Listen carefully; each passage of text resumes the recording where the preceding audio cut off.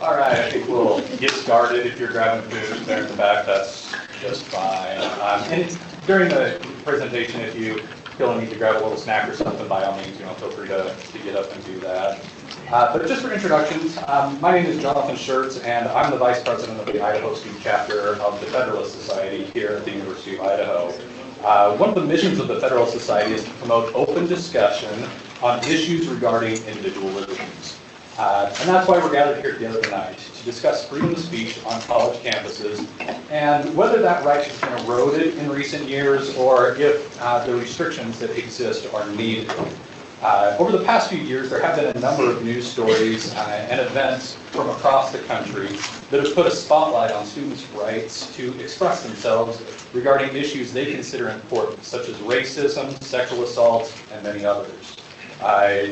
Coupled to that spotlight has been the reactions of universities to those events and their policies that promote or restrict students' expressions. This, of course, is not something new. Students have been responsible for bringing about social changes throughout history. Media discussions that are happening now are similar to those regarding student expression, dating all the way back to the American Youth Congress in the 30s, the Kent State strike after the shootings that took place there in 1970, and all the way to the Missouri student protests and the student body and football team's boycott that happened last year. Student protests launched the French Revolution in 1789, the Russian October Revolution in 1917, the Iranian Revolution of 1979, the Romanian Revolution in 1989, and the Arab Spring that began with the Tunisian Revolution in 2010.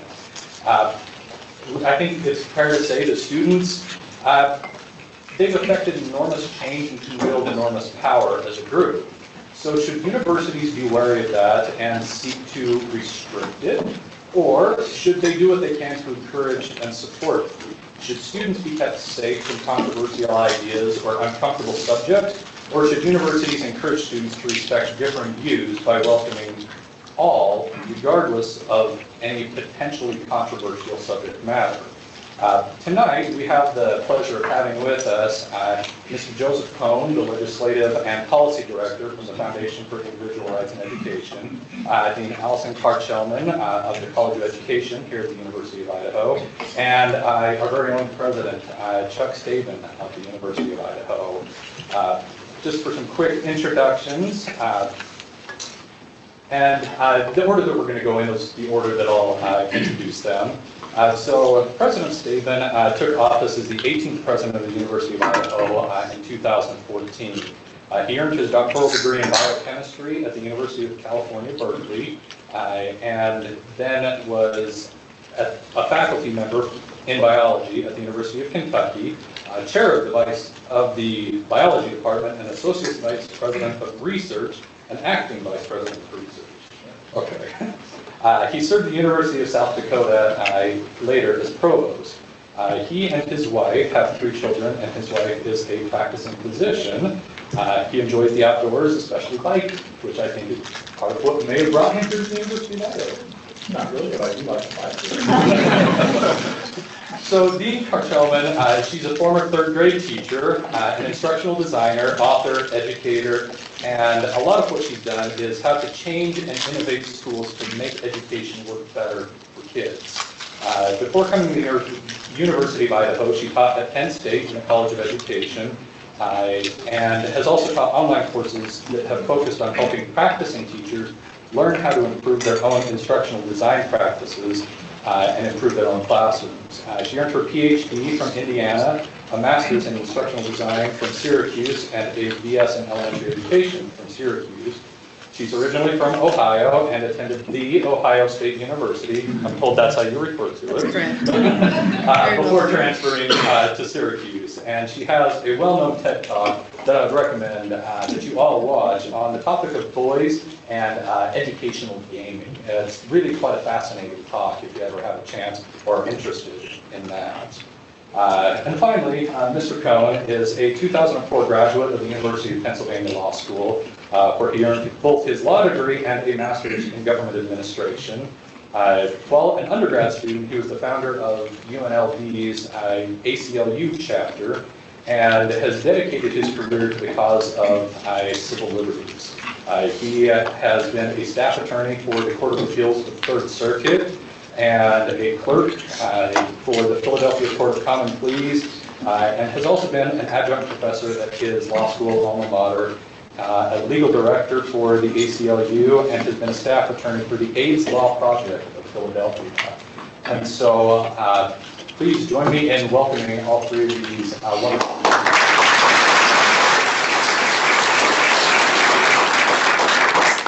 And so in terms of how we're going to proceed tonight, we're going to first hear from each of them in that order about their thoughts on this topic of freedom of speech on college campuses. Then I have a few questions that I will ask the panel, and then we'll turn the time over to anyone who may have questions from there. And so without further ado, President Staben. Well, I appreciate the opportunity to appear here tonight. I think this panel is raising an important topic, but the questions are quite complex. I should say at the outset that I'm a biochemist, not a constitutional lawyer. I'm speaking tonight as president of a public university, giving personal views that inform my approach to these matters as president, and in consultation with university leadership, with stakeholders, and with experts as appropriate for each situation. None of the questions tonight have easy answers. They all require thoughtfulness and deliberation. If I could offer a theme to my views on the questions of freedom of speech on college campuses, it would be that we must strive for a balance between rights and respect. Constitutional lawyers and judges wrestle with constitutional interpretations, and I understand and appreciate that. College presidents wrestle with principles and practice, knowing that each situation has a particular context, and that we live more commonly in shades of gray than in black and white. I think the University of Idaho does a good job of preserving freedom of speech for its students. We also are good stewards of academic freedom for our faculty and staff. It's worth noting that freedom of speech is not absolute. There are limitations. Harassing speech and hate speech, for instance, are addressed often in statutes and in our common understanding.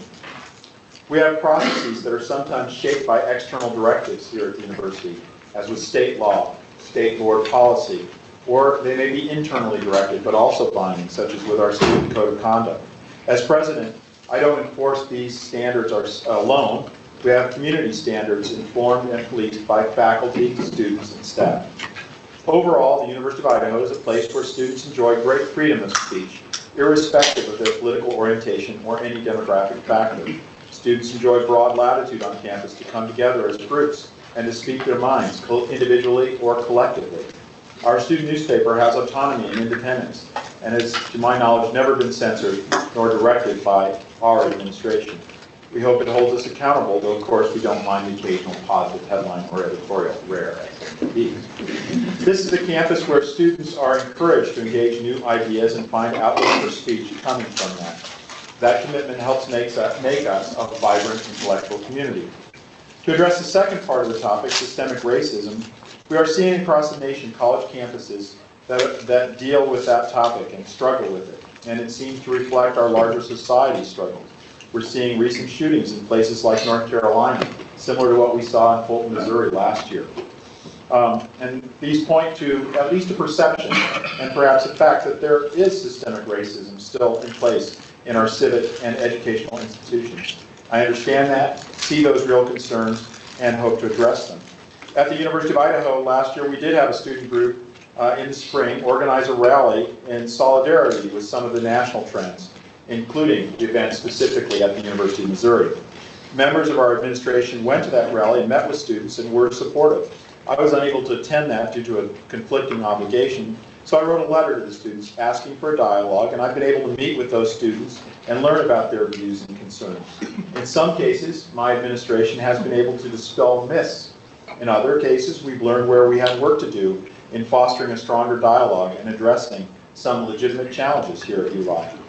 This fall, our Student Affairs Office and our Diversity Office is going to work with my office and the Provost's office to connect with students for more listening and discussion about challenges connected to representation and inclusion. We're going to be a stronger institution for engaging in this work. Ultimately, this needs to be a campus that serves everyone. Our students, our faculty members, our taxpaying public, our intellectual and academic communities. It has to be a place where people can express themselves and engage in a variety of ideas, even and perhaps especially controversial ones. At the same time, we also have to remain committed to a safe and positive learning environment for all students. We can do both things. We can be a place that allows for the expression of points of view while also conducting a productive, positive dialogue. We must respect rights, and we must respect people. We need to move forward with a commitment to free speech and a commitment to respect. With a spirit of civility and genuine listening and care, I am confident that we can serve both mandates, and looking forward to questions from you, Jonathan, and from the attendees. Thank you.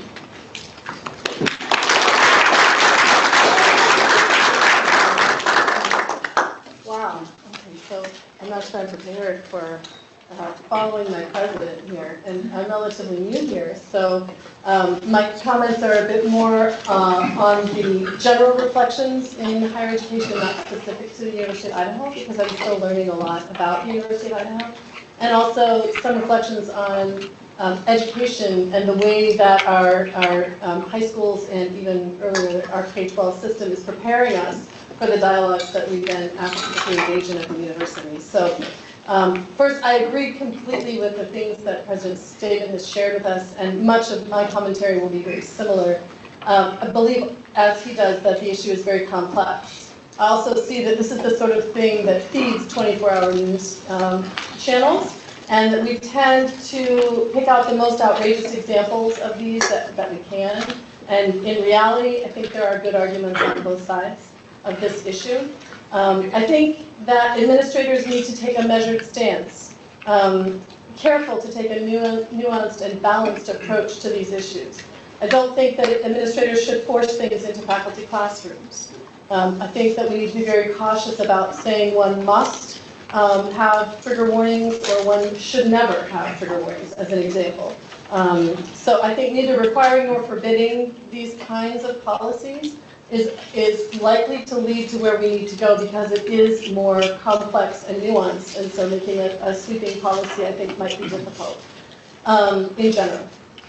I think that it's very important to encourage faculty to reflect on these issues. NPR yesterday reported on this very issue on trigger warnings, and 50% of faculty reported that they use trigger warnings of one sort or another, but they all use them, almost all of them use them by choice. Almost none of them have been asked by either students or administration to include them in their syllabi. So I thought that was sort of an interesting little factoid from just yesterday. So it is important for us as faculty and as administrators to reflect carefully on these issues. I think that this is an opportunity to generate more dialogue on campus, like these kinds of forums about complex issues, race and gender issues, that gave rise to the controversies in the first place. In this, it represents a great teachable moment. And it asks us to answer the larger questions of how well our education system is preparing us for civil society. We've done a really good job, I think, of focusing heavily on content, especially in the STEM areas, for example. In our K-12 schools, we have more and more accountability and more testing on things like that. But we don't really ask these questions of what it means to be a citizen in a pluralistic society. We don't test them on that. Last time I checked, the SAT didn't have a question that was related. So I think that one of the things we need to look at is how are we listening to each other, and how are we hearing each other, and how are we being trained to do that at the lower levels, rather than yelling at each other. And in this current election cycle, I think there's a lot of that. In fact, the most recent indication of this was that we'd have to go back into the 60s to find anything even close to the kind of vitriol we have currently in this current election cycle. It's pretty amazing. It really hasn't been a huge issue on most university campuses. I think most university campuses are handling this issue quite well. Again, we hear about the ones that are not, but most of them are handling it well. And most students think that universities should prevent hate speech. But they also value free speech, and they value vigorous debate. And most students say they don't wish to be coddled or protected from vigorous debates over controversial issues. Rather, the controversy has been blown out of proportion by the media, and most schools are doing a pretty good job of balancing the commitment to free speech with the need to protect historically marginalized groups from hate speech and other forms of harassment. I think there's an awful lot of evidence to support this middle ground. The challenge, as with many difficult issues, is finding the right balanced, nuanced middle ground positions like that typically get lost in overheated debates. I would point to one of the articles that Jonathan pointed us toward, a quote from Ferguson in 2016, in which he said, "Every interchange between competing beliefs is an opportunity for growth. In silence, we only wither." Thank you.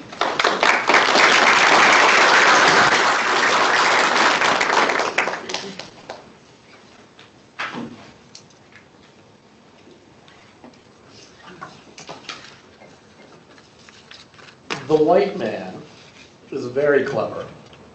He came quietly and peaceably with his religion.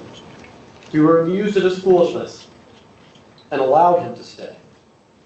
Now he has won our brothers, and our clan can no longer act as one. He has put a knife on the things that held us together, and we have fallen apart. Those are, of course, not my words, but the words of celebrated author Chinua Achebe in his masterpiece, Things Fall Apart, which I'm sure many of you have read. Despite being a literary classic, in 2013, a task force at Oberlin College, composed of administrators, students, a faculty member, a recent alumnus, advised the faculty that Things Fall Apart, and I'm quoting here, may trigger readers who have experienced racism, colonialism, religious persecution, violence, suicide, and more. And because of that risk, they recommended that professors warn their students of the book's potentially triggering content before they were asked to read it.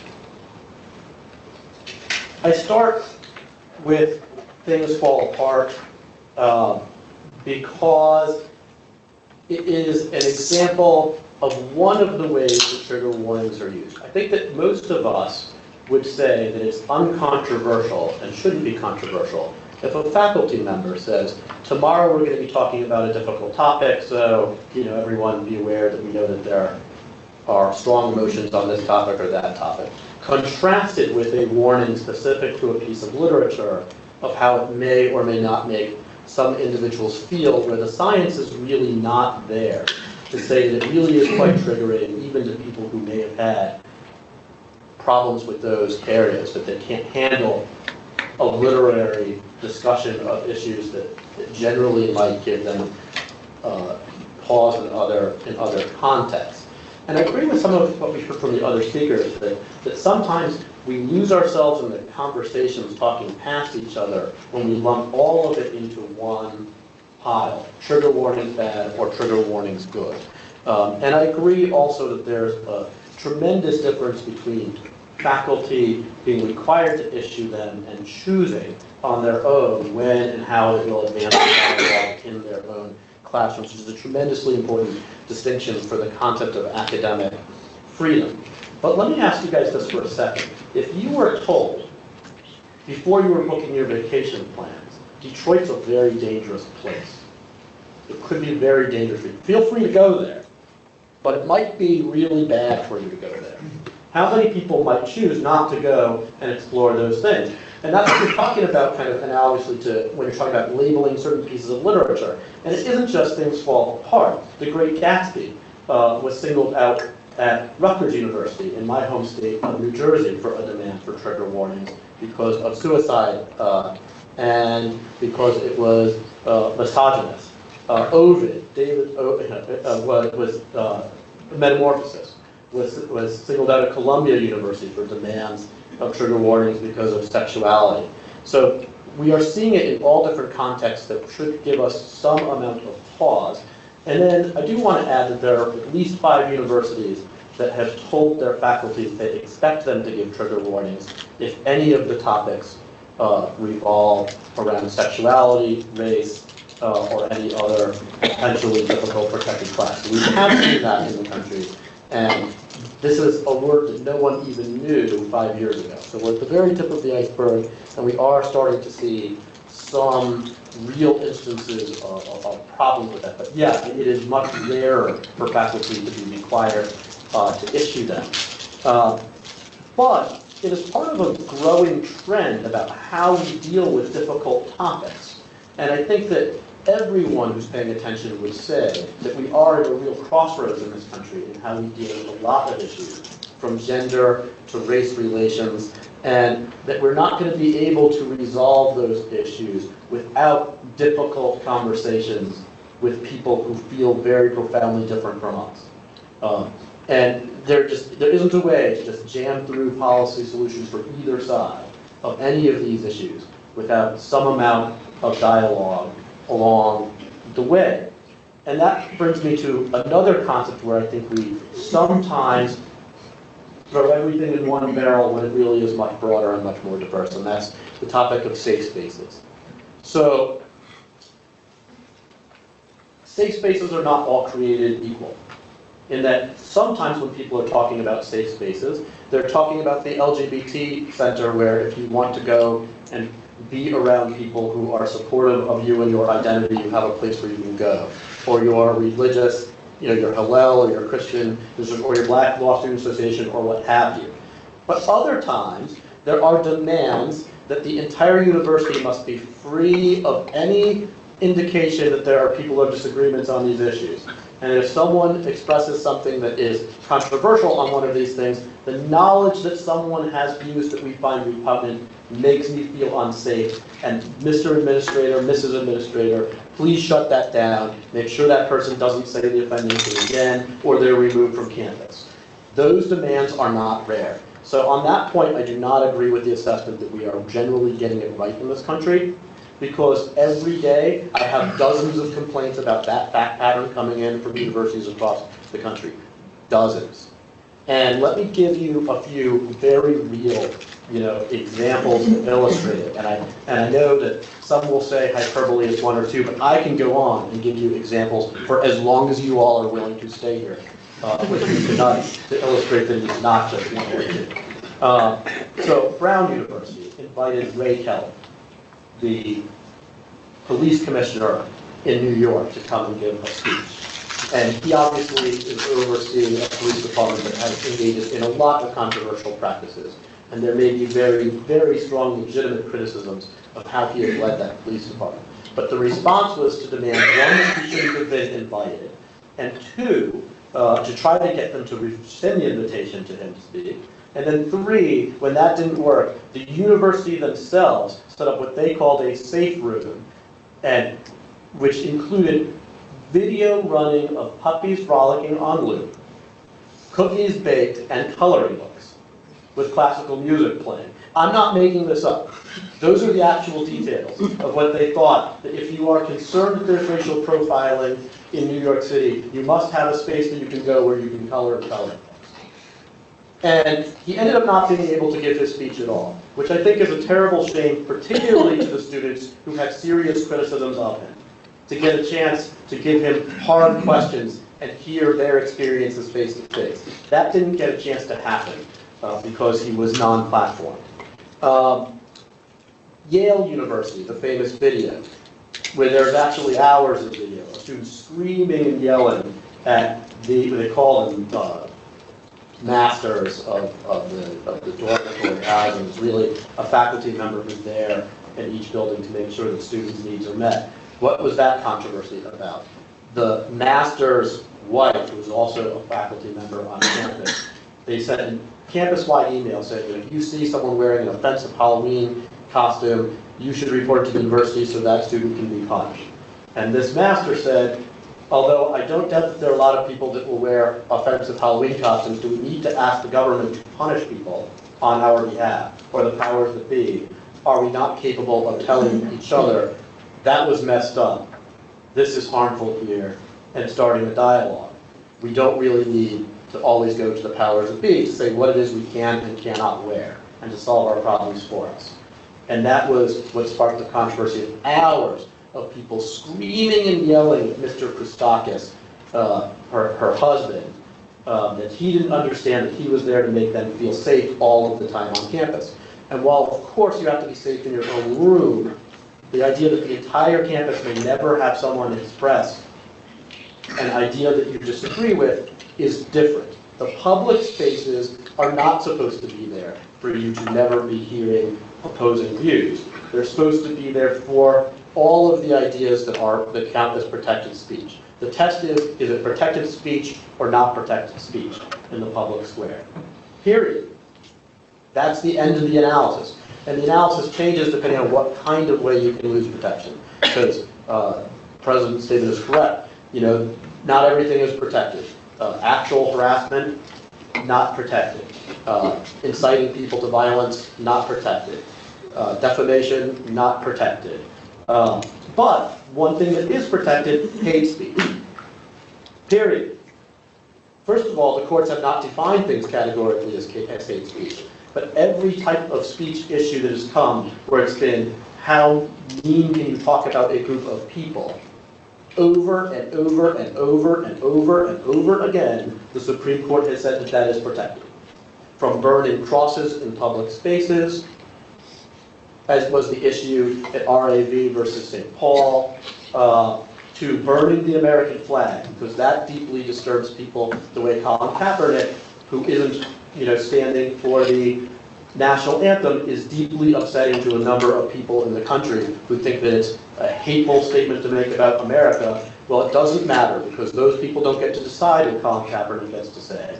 That isn't grounds for censorship. So, with all of those things in mind, I know I'm going over my allotted time. I hope to address a few of the other concepts we see on campus in the Q&As afterwards, because we have a problem in this country with schools adopting free speech zones that are really quarantine zones. 1 in 6 schools in the country do that. And we have a real trend of students demanding that speakers not be invited to campus because of some view that they express. And that goes, that's happened to Condoleezza Rice, that's happened to Madeleine Albright, that's happened to Bill Maher, that's happened to a long, long list of people across the political spectrum. And I look forward to talking about these issues in greater depth and nuance as we continue the evening. Thank you so much for having me here in Moscow. I've really enjoyed being on the stage.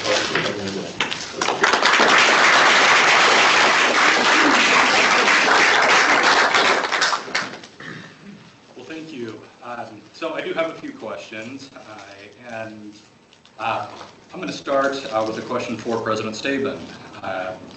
Should a university be allowed to step in and rescind invitations to speakers that may be brought in from a student group? Speakers such as, were discussed by Mr. Cohn or Salman Rushdie, Ben Shapiro, even Dan Rather.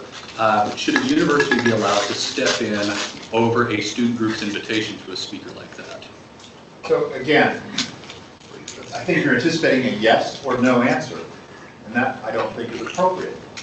I think that the answer is more nuanced than that. So, should a university be able to rescind such an invitation? I think under very special circumstances, the answer would be yes. Those circumstances should in fact be quite unusual. So what kinds of circumstances would I imagine as president would lead to us rescinding such an invitation? Now realize that rescinding that invitation does not actually, in my opinion, violate the freedom of speech of that person. It simply denies a place to speak that we do have control over. We have control over our campus. So under what sorts of circumstances might it be reasonable to rescind an invitation to speak? At least under what circumstances might I do that? Because I can't speak to the circumstances under which all others might do that. So there are circumstances that I believe could occur that would threaten the safety or financial stability of my campus. And I would not proceed with an activity on that campus under those circumstances. Whether that was a football game or a speech by a person who might threaten the security of my campus in some way. As I say, I think that's a very special circumstance, but I refuse to answer your question no. I think that would be a dishonest answer. Thank you. Well, let me give you a very specific Yes, please. How should a university react, I think would be my follow-up. Yeah, so, let's say the Pope called me up tomorrow, said, I'd like to come to a talk on campus. I think that'd be pretty interesting. Okay, now, I just picked the Pope sort of at random, but you know how much security it would cost to arrange for the Pope? Now, if the Pope didn't say, I'll pay for the security, Chuck, I'm good for that, I'm not so sure I'd say, well, you're welcome on this campus to do that. I'm not sure we could afford to do that. That's a financial cost that I'm not sure we should actually absorb. I'm not trying to restrict the Pope's freedom of speech. Well, I don't know the exact status. I'm not an American citizen. I can defer to my legal. But I have no desire to request to restrict the Pope's speech. Okay? None. But there are circumstances, and frankly, I'd love to hear what Pope Francis has to say. But I'm not so sure I would immediately say, sure, come on down. All right? And that may be considered a ridiculous example, but I think it's a real one. I'm responsible for a lot that occurs on this campus. Part of that is the financial stability and the physical stability of our campus. I want to just briefly weigh in here, because I do look at the case law on this all the time. And an important case here is a case in the United States Supreme Court called Forsyth. And in Forsyth, they talk about how dangerous an idea it is for security costs to be allowed to shut down speakers, particularly when it comes to what they call, and what's been called by courts that are after the hecklers window, which is people who don't want to hear a speaker threaten to make it dangerous enough if it comes that whatever the government entity says, well, you know, I can't guarantee the security, so therefore I'm not going to allow it to proceed. In that kind of environment, you empower those who want to shut down speech to make sure that if they want to make sure no one can come, all they need to do is threaten some type of violence and security threat. I want to, contrast that for a moment with what your university president just said, which is, not about a threat to make it more dangerous, but the Pope requires a particularly huge amount of security because of its nature as the Pope. Not about someone else trying to shut them down as a response, and therefore saying because it's more controversial, it causes more people, more people do it. I think in that context, at F.I.R.E. we would probably say that the university would say we need to have these things met before we can have, a speaker here to make sure that it wasn't dangerous for the speaker, etc. I want to speak definitively for F.I.R.E. because we haven't wrapped our head around that hypothetical just yet. But that might not be viewed the same way as someone a university that's responding to critics threatening to cause an upheaval, and then a university responding that way. Where we see it happening all the time is a very controversial speaker, coming on campus, and universities saying they're more controversial, so we'll have to use more security than usual. Therefore, this will be the bond you have to provide. It's different from the usual bond. And the court has dealt with that fact pattern repeatedly, where they say a school has to have content and people neutral criteria. If an event has more than this number of people, it's always this amount, or what have you, regardless of the degree of controversy. So that's the legal analysis on that issue, and I guess I'll throw it out for more questions. Do you want to weigh in?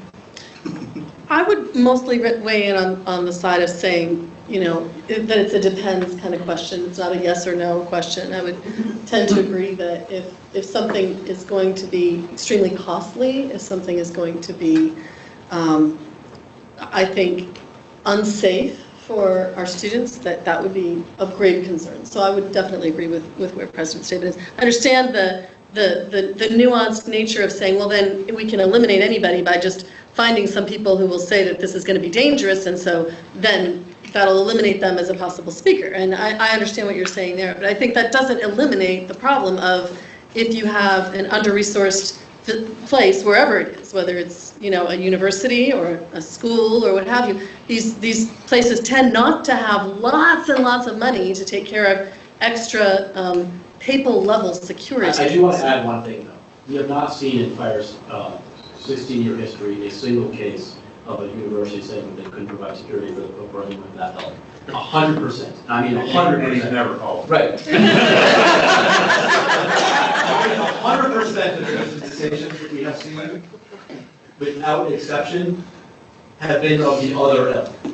that I was describing, without a single exception in the country. So I'm happy to entertain if there could be some conceivable hypothetical where a disinvitation doesn't fit in the box. I want you guys to think about the disinvitations you see across the country and analyze them for what they actually are. Thank you. So let's start with Dean Carr-Chellman with this question. I'll try. So how can universities better teach, universities, professors, teachers in general, better teach inclusiveness and mutual respect in a climate where a lot of times someone who doesn't agree with you is often called a racist or a bigot? So I really would fall back on part of what I said in my statement, which I think is to suggest that we can't just suddenly make that happen at the university level if we haven't been practicing it for a while. I think it's important for us to try for folks who haven't had any of that kind of training in the past, but I do think that that's something that starts much earlier in our development. If we're lucky, it starts around the dinner table with your own family, really chewing apart difficult and sometimes offensive things that can be discussed in that space. Over time, that can develop into real dialogues that happen in middle schools and high schools, and eventually into significant engagement with diverse thought at the university. But I think it would be a mistake to imagine that we could somehow suddenly, within the university setting, just introduce this when we haven't had any practice up to that point. Then suddenly we are expected to engage in these really difficult, meaty dialogues.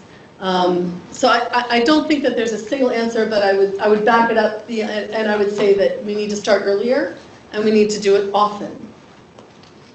President Staben, Mr. Cohn? Kind of the classic answer, how do you get to Carnegie Hall? Practice, practice, practice. Practice. Yes, sir. I mean, you have to practice having difficult conversations That's right. with people. Yeah. You have to work with people. So I would fundamentally agree with your answer. Thank you. And I agree with a lot of what I heard there, a lot of it, because I think that you can't have real progress without seeking out people who disagree with you, having difficult conversations, and working on those relationships as a skill. So from that perspective, complete agreement. Where I have some amount of disagreement here is what we hear called that dialogue must be civil. And, as a matter of law, that just isn't true. And as a historical perspective on civil rights, it just is importantly not true. Because almost every civil rights advancement we've ever had was built on the basis of robust free speech, where the government didn't decide what the tone of that speech was. The speakers decide. Think of the classic case of the student who went into the courthouse wearing the jacket that said, "Fuck the draft." Had he gone in to the courthouse and said, "I think the draft kind of is not good," it wouldn't have made anywhere near the kind of attention that it made. And, and we forget that we'd like to believe that our civil rights norms are fully evolved, but it's in under a decade that the United States Congress had the votes to reverse don't ask, don't tell. A regulation that just said whether you can tell people about your identity to keep your job. That was less than 10 years ago in this country. So we're ever evolving in these ways. And you go to the women's suffrage movement, that wasn't won by women, talking about the women's suffrage and the rights over tea politely. They were marching, they were yelling, they were stomping their feet. Sometimes they were showing their ankles. I mean, they were doing everything that they could to make clear to people in society who were in charge that the status quo wasn't acceptable. So, what I tell people on the issue of civility is that talking to people civilly is usually the right way to go. I'm not trying to tell you that the ruder one, the louder one, the more obnoxious one will win the debate. But I'm saying that you as a speaker should be the one deciding the tone you're going to take, and if you choose the wrong tone, you won't be persuasive. And most times, civility is the way to go, because people like to be treated with respect. And you should consider that, as the right way to go in the vast majority of circumstances. But you shouldn't have to get permission from any of these people about what tone you're going to take if you are really talking about issues of just tone, not harassment that goes further as a pattern of practice. So I agree with you, but I find your speech interesting in that you switch from demand to recommend, recommend to must, must to expect. To expect stability is one thing, to demand it or require it is quite a different thing. And so I think we must be very careful about those things. Typically when I say expect, that is expect. That is, that's what we expect in the bulk of our discourse. And when I say recommend, that's what I recommend. I mean, it's required to either do it, that sort of thing. But that may be what I do recommend. So I think you played really fast and loose with some words that are actually critically important. Well, let me address that then real quickly. First of all, I completely agree with everyone's ability to recommend stability, 100% of the time. I don't agree with your plain English registered definition of the word expect. If my boss says to me, I expect you to be there at 9 a.m., how many of us view that as completely voluntary? And there is a power dynamic here. You are the university president, they are students, and they can be expelled by you. They can't get rid of you on just because I want you gone. That is an act of organizing, but we have seen time and time again it happen the other way. So when someone in power says, this is what we expect, it has a slightly different connotation. So, but I do agree that these distinctions are incredibly important, and I stand behind every university president who says, I recommend that you treat people with civility because I recommend that you treat people with civility. It's the better way to go through life most of the time. I will be disclosive here, especially since my son is in the back. Yeah, there he is. He can attest. I think you've mistaken what I've said. Because if you ask my son if the dinner conversations that we have when we get into a real conversation, not just how was your day, but when we start talking about, do you believe in creation or evolution? Do you, how do you feel about racism? What do you think about what's happening? We watch a difficult film, I don't remember the name of it now, it was beautiful, about the women's right to vote movement just recently. And when we get into these kinds of levels of conversations, almost inevitably, Jules, right? Somebody will rage quit. That's what we call it. There's argument, and there's heat, and there's yelling, and all. What'd you say? They're full-scale debates. They are full-scale debates. And that's what we need to be doing in order to. And unfortunately, I think inside of traditional K-12 classrooms, it becomes much more difficult. Like, if I've had plenty of teachers in my own experience say, rather remarkably rude things to me. I was in a minorities class in high school in which I had to choose whether I was going to be a prostitute or a Playboy bunny or a stripper or I don't remember what the last one was now. But I was told I couldn't be a Playboy bunny. I didn't think that I made the cut for the bunnies. I mean, that was an incredibly, so the appropriate thing for me in that instance would have been to yell at this person in my minorities class and say, that's not an acceptable thing for you to do to a high school kid. And I should have been able to rage quit. I should have been able to get up and walk out the door. But that's not the classroom space that we have. I mean, there are these power dynamics going on. And at the dinner table, he's got power dynamics. He knows that he can rage quit if he wants to, but ultimately, he's going to have to come back to the table at some point and ask for lunch money or whatever, right? So, there are these power dynamics that are ongoing. But I don't want to pretend that when I say that we need to practice this kind of dialogue, that I'm saying it must always be civil. I don't think that that's the case at all. I'm not accusing you of saying that. Don't accuse me of being civil with my family. That was one of the many points that I agree with you on, is that practicing the ability to have productive dialogue is important.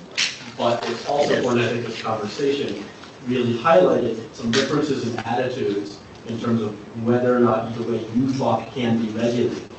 And I'm not saying that anyone here at this table will choose to regulate your speech, but there's a different perspective here upon whether or not it's okay for you to be regulated on your tone. And I'm saying, unequivocally, the answer to that is no, and for a very important reason, particularly when you're talking about debate and dialogue on issues on campus. Now, that's different than inside the classroom and talking back to your professors, etc. We're talking about outside the classroom, campus environment, speech here.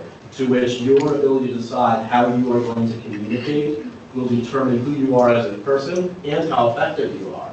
And I think that, you know, where we're disagreeing is on a very small sliver of this, but it's an important sliver. Because this is where the cases are in the margins. This is where we see these cases, is when people in power choose to exercise what they believe is their prerogative to regulate on these issues. That's how these cases come up. They're not just coming up out of a vacuum. So I mean, I actually think this is a very good dialogue where we're having these disagreements because, you know, because that's how these things. I'm sorry, I missed our disagreement. On what do we disagree? Well, we're disagreeing on the accusation of expect, for example, and so. Expect is different from require, for example. I don't think so with people who talk, when there's power dynamic. Boy, So. You don't think so when there's a power dynamic? When my boss tells me to expect something from me, it's not the same as when my friend says, I expect to see you at 9:30 tomorrow. Like there's a different, that was a different. it isn't the same, but it's still not exactly the course of law. Every one of you, when your professor says, I expect you to turn your report to me in by Tuesday tomorrow, or Tuesday, you know, 5 p.m., how many of you think that this is just a suggestion? I still a lot of other hands didn't go up. And the reason why is because language happens in a particular context. And I think we're arguing a very narrow point where there's a whole heck of a lot more interesting, you know, parts of free speech to get into, because I will take you at your word if you don't plan on requiring civility. And I think that's important because uncivil discourse has been a driving engine in so many contexts where it actually has led to more productive dialogue later on down the line on the same topics. And I think that on that major and the biggest point, I think we're in agreement. We are good on that one. Well, thank you. So I'd like to, you know, turn the time over now to you. Do we have questions? We'll I have a question. So they were talking about practicing discussing hard topics, and your dinner table discussion. I think those are great. What does a university have set up other than the newspaper, where people can discuss these controversial views in an environment where you can see both sides, where you can talk about both sides and come to a better understanding of what's going on both sides? Well, there are many different types of venues in which controversial ideas are discussed at a university.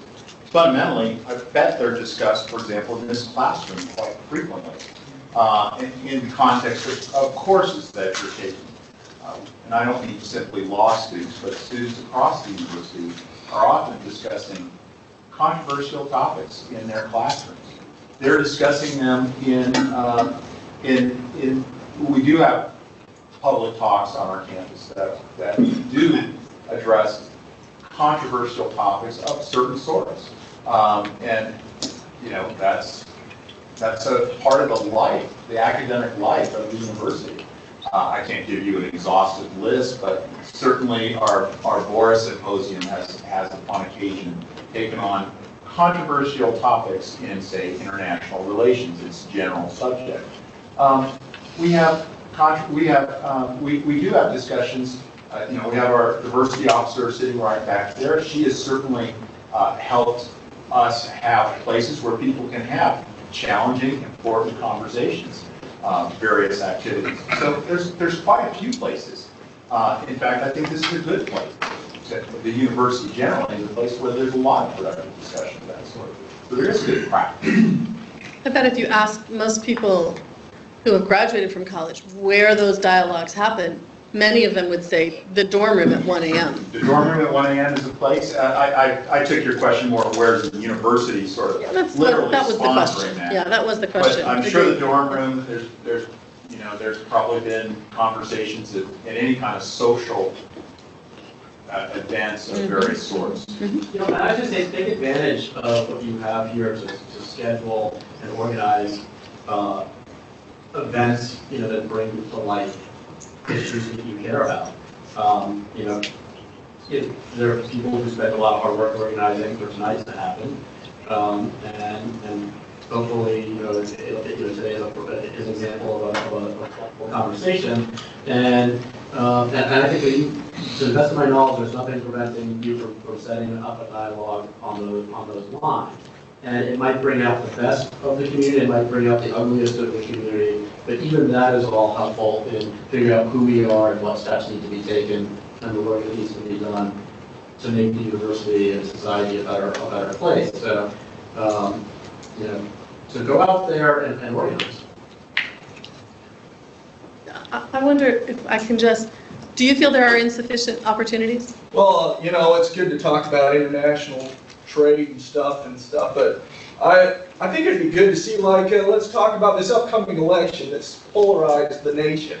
I'd like to see places where people can come and discuss both sides of the situation. Also, Black Lives Matter. I'd like to see a discussion on it. I'd like to see, people discussing both sides of the issue and, maybe and see how people feel about it. Sometimes I find myself, I only get one side of the view. I don't have those dinner table discussions, whether it's or even in the discussions at 1 a.m. I think the university can be a place where those things are discussed and practiced, so they can make it a Oh yeah, it's great. It'd be a Carnegie great Hall. opportunity. So, but it's always interesting that you said both sides on many issues have many sides. Yeah. But be that as it may, it would be a surprise to me if the nature of elections is not being discussed pretty in depth in our political science courses, for example. It seems like So a that more is restricted place is in the classroom. I That- mean, that- for that like is a a very dialogue part- like this, I think it's great. I That's think a it's very awesome. particular place. Now, I will say that there are some state laws, for example, which prohibit certain forms of advocacy speech by a paid official of the university. That is a state law. Now, whether it's constitutional or not could be tested, but to my knowledge, it's not been tested. Actually, I want to say two things. One thing directly to what you just said, which is, I encourage every student here to try to identify the smartest person you know in the community who disagrees with you politically and have conversations with them. And try to always expand that circle. Because you will learn a heck of a lot. Sometimes it will solidify why even the best of your opponent's arguments just still stink in your mind, and why you're just darn right, and that's good too. And sometimes you might occasionally change your mind, and that's fine too. Someone recently, said, and I'm forgetting who they were quoting, so I can't distribute the quote properly. But the general idea is if you haven't changed your mind recently, how do you know if it's still working? And I think that's important. But on the issue of university speech, federal regulations say that universities can't endorse or engage in the political activity, but U.S. students can, without limitations. And we have seen a handful of schools tell their college Republicans or college Democrats that they couldn't take an action because people might confuse that for the university itself, and that is just not true. Because U.S. students are not presumed to be speaking for the university. My alma mater, UNLV, I'm embarrassed to say, told the college Republicans last week that there should be no political activity on campus for the 10 days leading up to their hosting of the first presidential election. Wrap your head around that one. No one can engage in political activity because we're hosting the political but go out there and engage in your politics, and please, administrators, do focus statement. We'll go back here and then Lawrence. Okay. My question is more for Mr. Cohn. Throughout your comments, you talked about government censorship and the infringement of constitutional rights, and obviously that will apply to public universities under the state action doctrine. But when you're talking about private universities, what government censorship or what constitutional rights are being infringed there? Right, so that's a great question. No constitutional rights are being infringed on private entities. But there's a whole body of case law that deals with this issue as a matter of contract. So that you have this First Amendment right to speak, but you also have a First Amendment freedom of association to choose to associate with people who are only like-minded, for example. And so that's why you are allowed at Liberty University or BYU or Vassar on the left as a contrast to decide that you evaluate and care about something more than free speech. But if you tell your students in your glossy brochures that we are going to provide this robust academic experience with free speech, and then you collect $50,000 a year in tuition from them, and then you don't, well then federal courts have not been too kind on that, and over and over again, they have held that under contract law that you can't do that. So at F.I.R.E, when we evaluate free speech, we have a category of schools that are exempt, which we call warning schools. We want you to know that First Amendment rights don't apply here, free speech rights don't apply here, and then we rate others based on what their promises are or the Constitution is public. And I think the last thing I want to say on this real quickly is I want to challenge you all as law students to think of the concept of free speech as broader than the First Amendment. Free speech did not begin with the First Amendment. And the First Amendment is what prevents government censorship. But a lot of our communications happen in the private realm, whether it's on Facebook or on TV or what have you. And the grander concept, the much bigger concept, is that we live in a society where we freely debate and discuss things, and that viewpoints, you don't win arguments by silencing your opponents. You win arguments by preventing better arguments as a concept in society. So some people argue that it doesn't apply in the private sphere, and that's right as a matter of law under the First Amendment.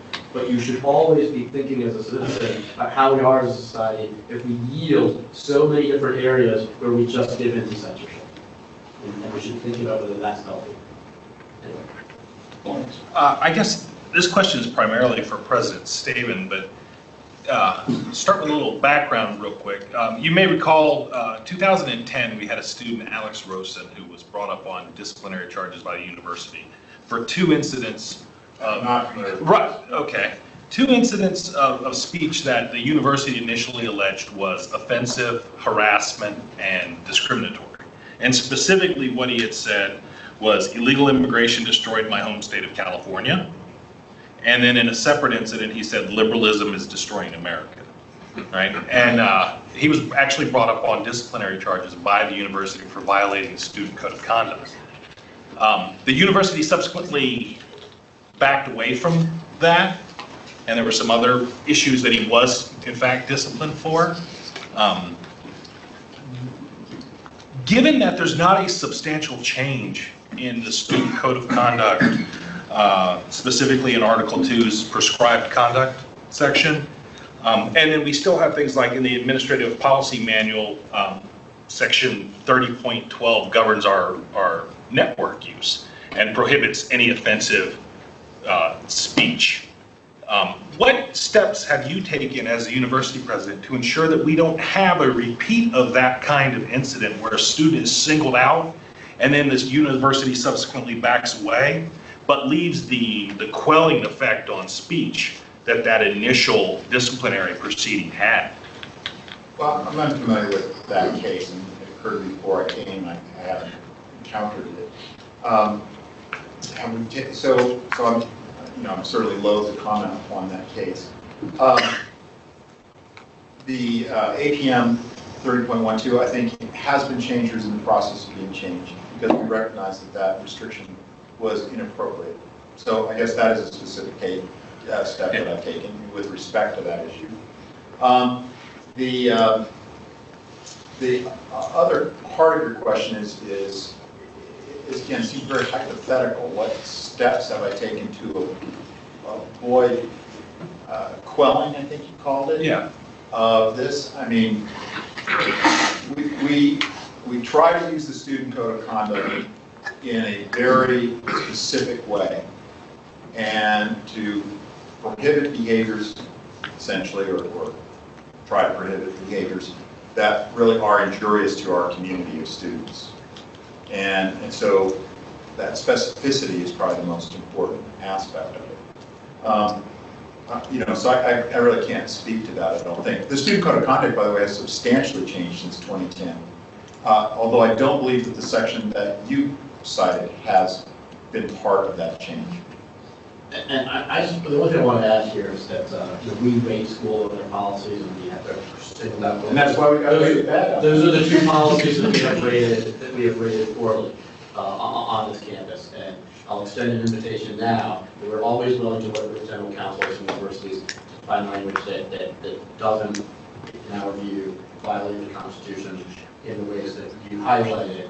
Certainly, you can understand, as an audience, that a blanket prohibition on sending anything on your electronic email that someone might find offensive is overbroad.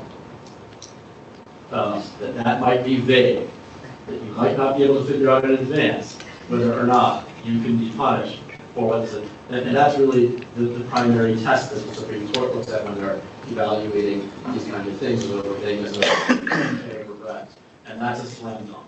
Those kind of cases, and obviously, but that's an easy thing that we can change together, right? I believe it actually. That might have already happened. Maybe once a year. I'm not 100% sure where that. No. And we're happy to review early if someone notifies us of a change.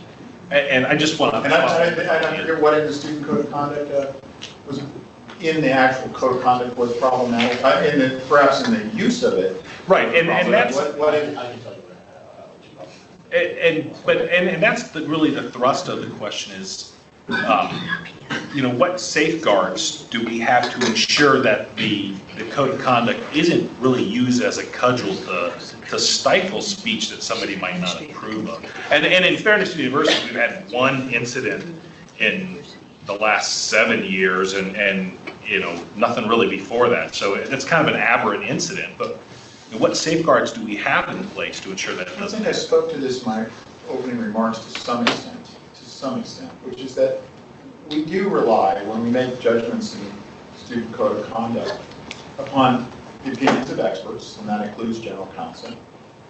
We do rely upon community input.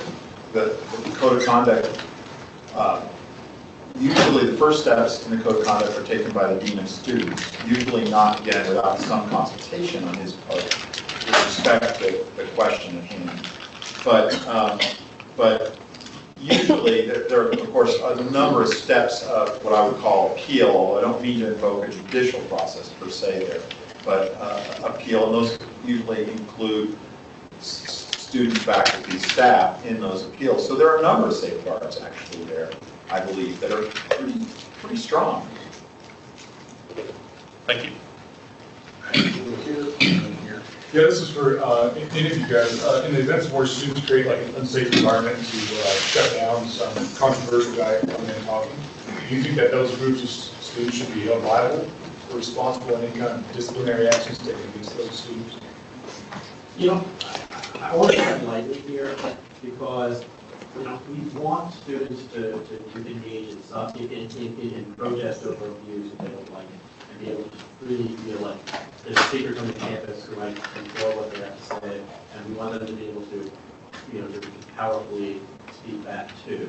There's a very fact-based analysis question about when someone actually takes the step of barring doors. We've seen schools, we have videotapes of people blocking the door so people can't get into your you're supposed to, as a governing authority, make sure that speakers aren't prevented and take action to help people who have, this space. So even a public institution, if you rent a hall out for your wedding, it isn't public during that hour for anyone to come on and disrupt your wedding. For that time, when it's rented out, it's then a space for whoever did. So when you invite a speaker, you should have the ability to have it happen, and a school should aid you in doing that.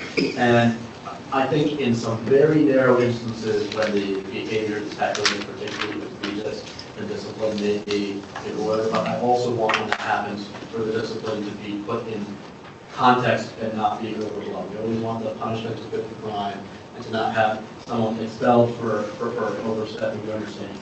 Again, you run a university setting and a lot of young people, there are a lot of adults in our professional school too, but we have to have some room for people to make mistakes and have sensible punishments that aren't always that penalty for making mistakes either. One of the things that's very important to me in student code of conduct generally is that we are fundamentally an educational institution, and therefore, agreeing with you, I believe, in large part, some of these are educational moments for the students who are involved, and to get them to consider during the discipline process, which may result in some discipline in that kind of case, why that behavior perhaps was not appropriate, or at least get them to consider that issue very deeply. Is I think, a reasonable educational function for an institution like ours. I can think of two examples, by the way, of this that really highlight what you were saying. One, at my other alma mater, University of Pennsylvania, John Brennan from the CIA was invited to speak, and 3 separate groups of hecklers were screaming and yelling over it, and it was over a course of an hour-long video. The event couldn't start, and it couldn't happen. And you know, so these things do happen and rise to that level. Contrast this again with Mizzou, University of Missouri, where on videotape students were pushing other student journalists and telling them they couldn't cover this area in the public sphere. But then 2 hours later, when we reached out to those students, the ACLU of Missouri reached out to the students, some faculty reached out to the students, and, you know what, we were wrong. We should have allowed the press in. And they realized that error and invited them in 2 hours later. That was a really good teachable moment for everyone, you know, involved. So, you know, handling things at FT's basis, and I agree with everything you said. We'll make this our last question. Okay, we'll get it for our last question. So I see on some of our professors' doors these postcard-sized things that say, I don't know if it's safe zone or safe space. I just wonder if you could comment on what that means. You know what I'm talking about? They're I've not seen those cards, so I'm afraid the little cards and I do professors know sign what them. I can see them in cross. So there's a trend now for LGBT organizations to ask professors to post a sign saying that you can come talk to me. I am safe to talk to about these issues. You come talk to me. It's a safe place. That falls in the category of safe places that I was trying to describe at the beginning of my comments as being uncontroversial. I'm not trying. I mean, people talk about and lump things all in the same category, like I said. It's either all good or all bad. Yeah, But I think everyone wants people to be able to go, you know, and find refuge in places where they can seek comfort, whatever their politics are, right, left, or everywhere, between or identity, whatever it is.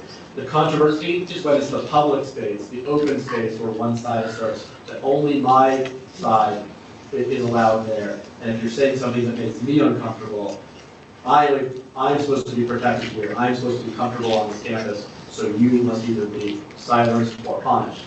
That's what we're trying to criticize when we criticize the comment, the concept of safe places. It looks like we do have a couple minutes, so. Thank you. So I have a question as faculty member, mostly to the president, that sort of follows up on that question. So I understand as state employee, we are not allowed to engage in political, take sides and spend our time, work on political actions, specifically related to election. But what I'm not clear on is things that she just alluded to. So what are we allowed to exercise freedom of speech by displaying signs in our offices, for example, that indicate that our offices are safe zone for students who identify as LGBTQ, or displaying flags for Black Lives Matter, or any other movements that we might be identifying with that I guess fall within the realm of political topics, but might be, so I'm not clear on is it just the election? We are not, you know, this is not the time to spend on it, or is it everything that falls within political? And then there's lots of topics from race, religion, sexual orientation, and anything else. So again, I think it's probably a complex issue.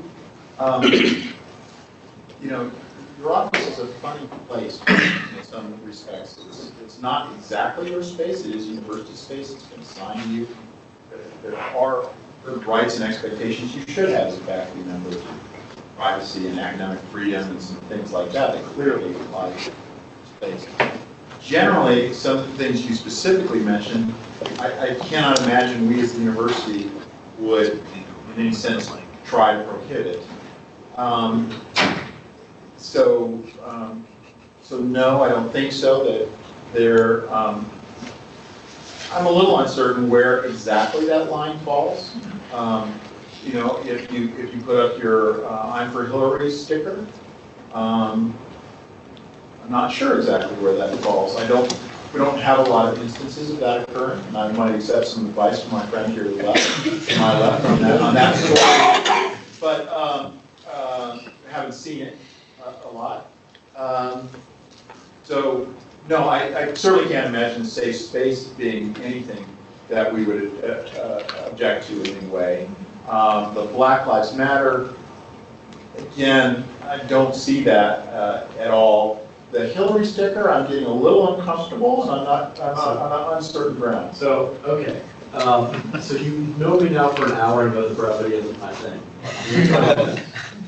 Every example you gave was an example of protected speech for vast majority of faculty members. And the courts allow faculty members to express political opinions, including candidate preferences, in their spare time as part of academic freedom. And even inside the classroom, if it's germane to the class and doesn't take up a considerable amount of class time. That's the rule in the majority of the circuits.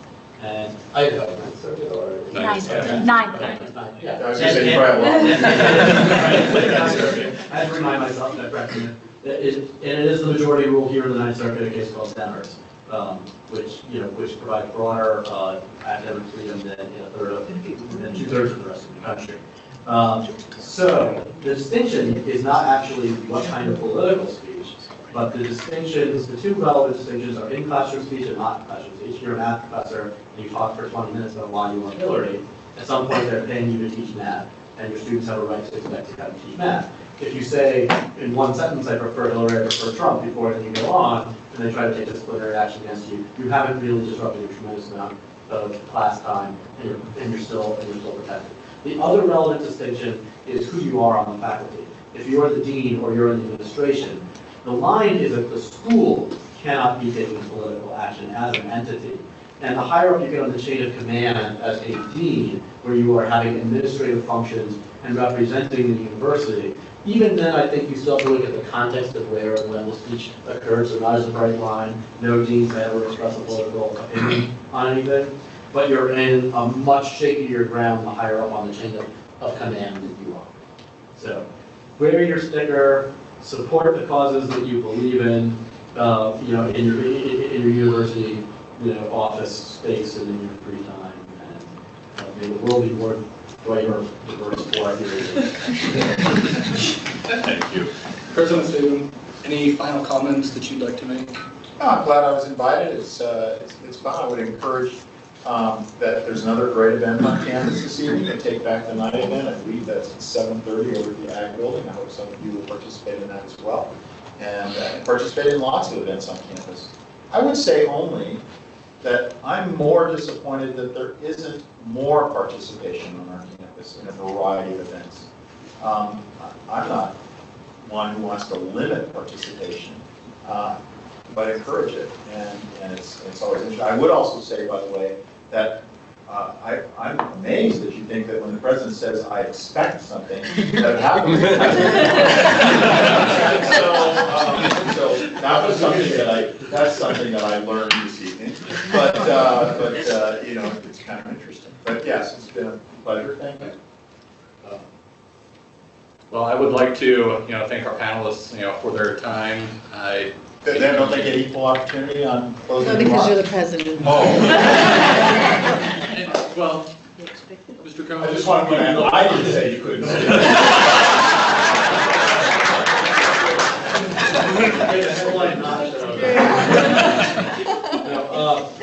So my last thing I'd like to say to you all, thank you. As well.